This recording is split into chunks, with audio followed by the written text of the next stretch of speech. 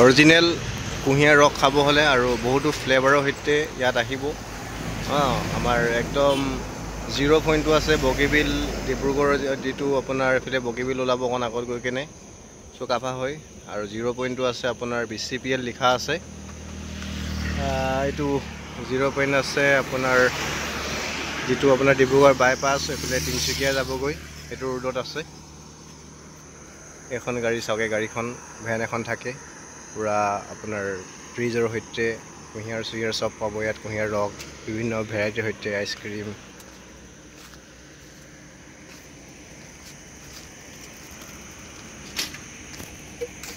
এই আমাৰ দাদাৰ দোকান, নিজৰ কুঁহিয়াৰ খেতি নিজৰ আছে, বাৰী বৰ ডাঙৰ খেতি আছে।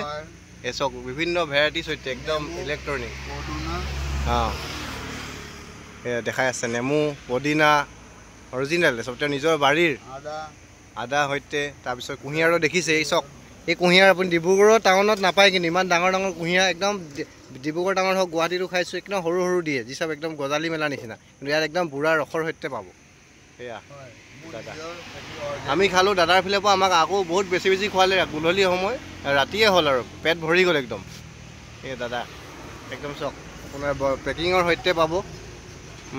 আপুনি ৰাতিপুৱাৰ পৰা লৈ কেনে একদম ৰাতিলৈকে ইয়াত ৰাতি 12টা 2টালৈকে ছাৰ্ভিচ দিয়ে। ইয়াক দেখিছে ৰুটটো ক'লোৱে আপোনালোকে, একদম 0 পইণ্টটো ডিব্ৰুগড় তিনিচুকীয়া যিটো বাইপাছ 0 পইণ্ট হ'ব বৰপুৰৰ ওচৰত, তাতে পাব।